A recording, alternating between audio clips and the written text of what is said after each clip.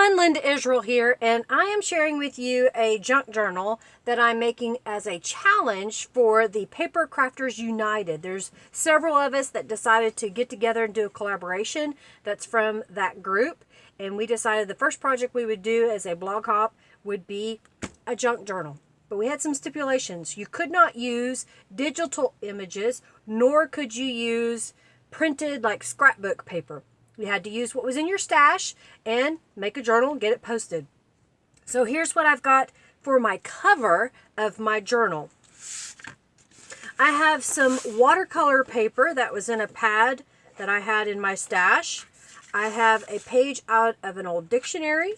I have some actually it was a hymnal, I guess it was, that I took a page out. And this is part of a greeting card, a very vintage greeting card that said happy birthday up here. And I covered that portion with an old dictionary page and this butterfly. I think it kind of blends together. I've got some fabric and some cheesecloth, and I've got Tattered Angels Glimmer Mist. So I'm going to get started by gluing this dictionary page to the watercolor paper. This is going to be my foundation of my cover, and I want to decorate it. So I'm going to use some Aleene's tacky glue and go around the edges and then make a X in the center of this paper and glue it onto the cover. I find if I use a bone folder over the paper when I'm gluing it with the wet glue and just slightly rub over it, I can mush out the excess glue. It also helps with bubbles and wrinkling. You do want to be careful. It's really thin and it could tear. I've got my paper adhered that I want on the front cover of this journal, and I want to give it some color and texture by using this stencil that I believe is a Ranger's Dilutions. I'm not positive. So I'm just getting some scrap pieces of paper because this is too big to fit in my spray box. So I'm just kind of protecting my surface because I'll have overspray. I've got some Tattered Angels in Chartreuse. I'm going to spray that on here so that I can have some yellow.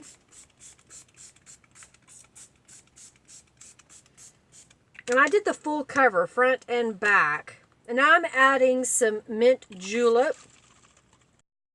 And I'm going to mop up that excess liquid that's on the stencil by using another piece of paper. This is some letterhead that I have in my stash because it's no longer any good.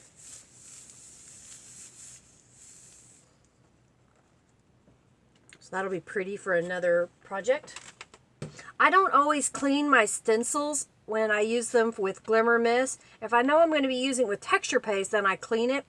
And because I don't always clean it, when you go to spray another color on it, if there was another color, sometimes it'll bleed through. And I just like that effect that it puts on there. I also like how putting this on the paper, and then I've kind of got it wrapped around to the back, it looks like this is all one piece, but if you feel it, you can tell that they're two separate pieces. This is a great way to create your own pattern paper. Use a stencil, put some sprays over it. You could use an ink pad and stencil over it. You can use acrylic paint. So there is the first portion of what I'm going to do to this cover. I have some old music here out of a hymnal, and I've got a greeting card, I said earlier, the portions of it that I took apart, and I've got a piece of fabric. But what I want to do is I want to stamp the best is yet to come. I've got a scrap of paper from cutting off the edge on Calico Collage images that I usually use, and this is just an old stamp that was from my stash, and I'm using Brutus Monroe Detail ink. This might come out messy, we shall see. That turned out pretty good. I'm going to trim this down and we'll use this on the cover. I'm going to go around the edge of this with black soot distressed ink. I'm going to use some glue stick to adhere down this sheet music. Before I get too far along and I forget, I've got a corner rounder here, and I'm just going to round the corners of this journal cover so it won't be that sharp edge. I'm going to use some Aleene's tacky glue to glue down this greeting card portion. I'm going to use some glue stick on this fabric to help hold it in place. I'm going to take this to my sewing machine and zigzag stitch around the edge and then some of the inside portions. I've got a piece of cheesecloth here that I'm going to kind of wad and put on top of this yellow piece of fabric.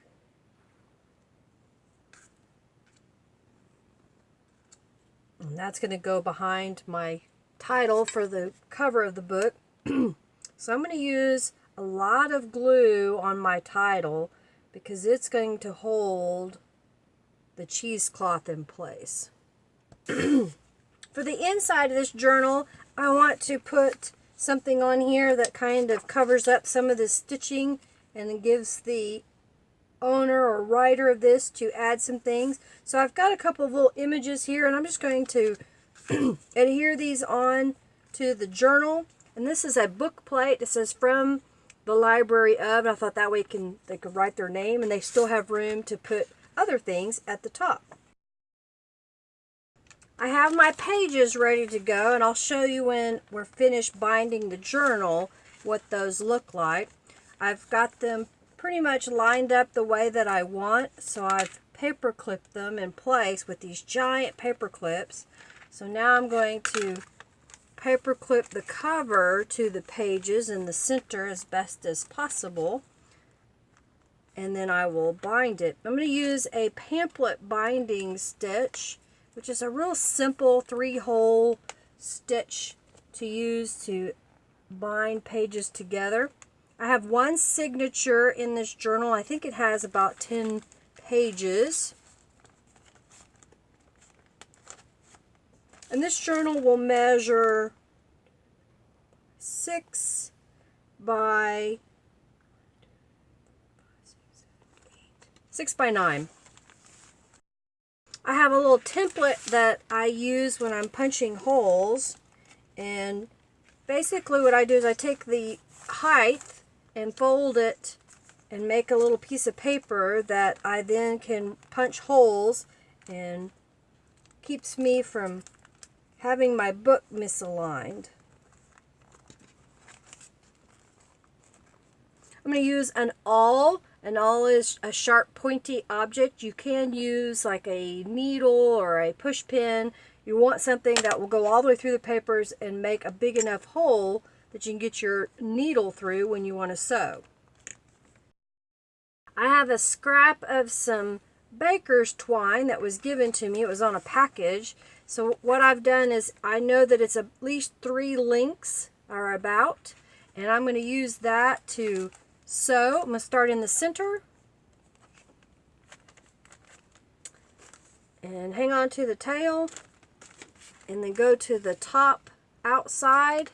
I'm going to come back down to the center and poke through to the outside again.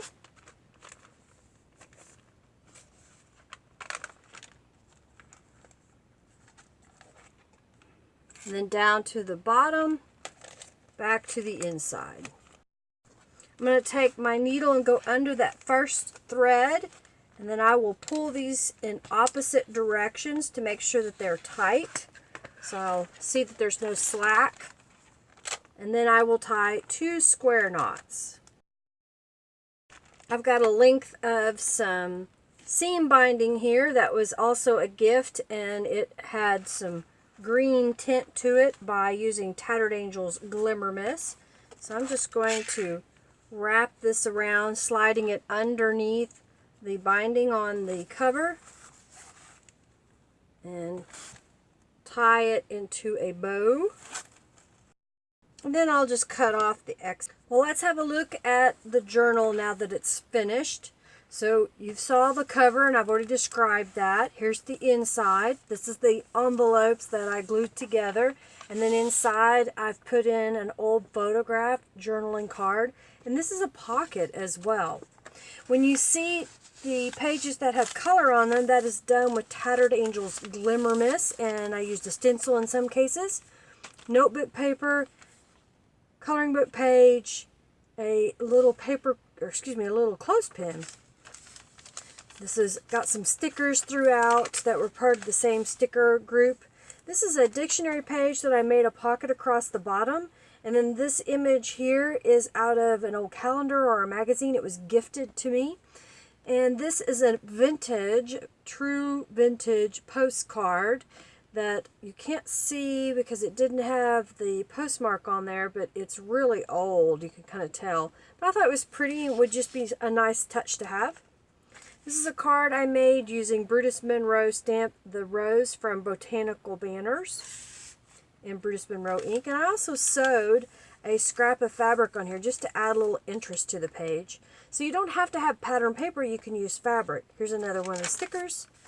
This page is one of the letterhead pieces that has the letterhead piece at the top and bottom, and I used an old book page in fabric. Here's a tag I made. There's another video that shows about this tag, and it can be written on the back as well.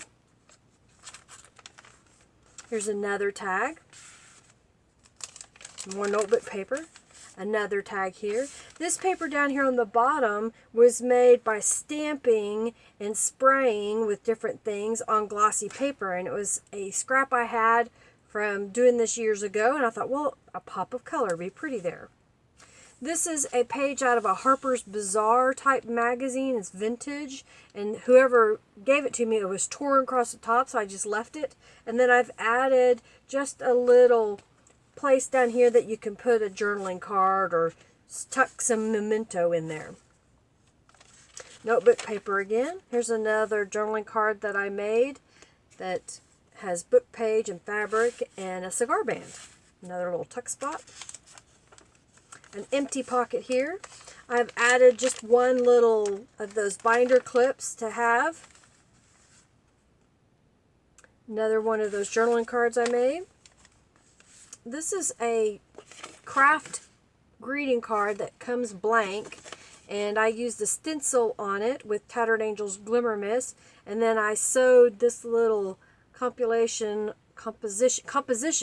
of little elements, which are old vintage stamps and a page out of a dictionary.